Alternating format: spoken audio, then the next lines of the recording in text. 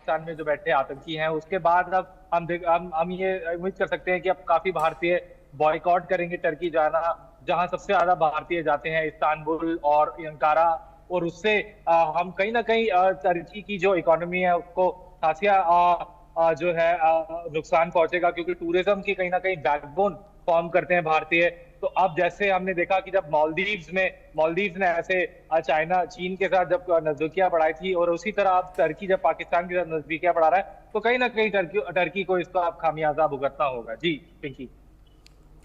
बिल्कुल खामियाजा बुरा भुगतना पड़ेगा और उस खामियाजे के डर से अभी से अपील जो है वो की जाने लगी है। ऐसे में ग्राउंड जीरो पर आप लगातार रहते हैं, विदेश नीति मजबूत होगी, ये सरकार की तरफ से होगी, लेकिन फिलहाल यहाँ पर हिंदुस्तान के आम जन को भी जागरूक होना होगा, क्योंकि एक भी रुपया अगर तुर्की के किसी भी चीज के लिए इन्वेस्ट किया जाता है भारत की तरफ से, तो वो सीधे तौर पर हमारे ही नुकसान के लिए होगा, हमारे नुकसान के लिए हम खुद ही तुर्की को ये पैसा देंगे। तो इसलिए आम जन तक ये जानकारी पहुंचना भी बहुत जरूरी है, जागरूकता भी जरूरी है इस वक्त में। जी बिल्कुल, इस समय जागरूकता बहुत जरूरी है, और हम ऐसा मान सकते हैं कि एक कैंपेन भी चल सकता है कि बॉयकॉट टर्की।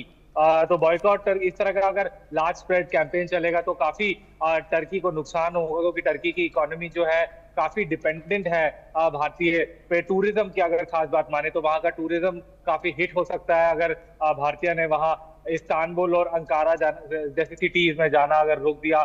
तो अभी स्थिति देखें तो कहीं ना कहीं टर्की थोड़ा सा परेशान है कि क्या क्या हमने ये कोई गलती तो नहीं कर दी कि पाकिस्तान का सपोर्ट कर दिया। इससे जो भारतीय टूरिस्ट हैं वो बहुत बॉयकॉट कर सकते हैं टर्की को। जी देखिए। बिल्कुल आदित्य, लगातार यही अब सिलसिला जो है वो देखा जाएगा। सोशल मीडिया की ताकत बेहद ज्यादा है और इसलिए सोशल मीडिया पर जब एक बार ये बॉयकॉट करके ट्रेंड करेगा, तो ऐसे में सोच रहे हर जन के पास ये आवाज जो आएगी और ऐसे में बड़ा खामियाजा भुगतने के लिए तुर्की तैयार भी नजर आ रहा है, जिस तरीके से अपील कर रहा है। यानी कि उसको महसूस हो गया है कि अब यहाँ पर बड़ा हमारे टूरिज्म सेक्टर को जो है वो नुकसान पहुंचने वाला है, इसलिए अपील करने लगा है।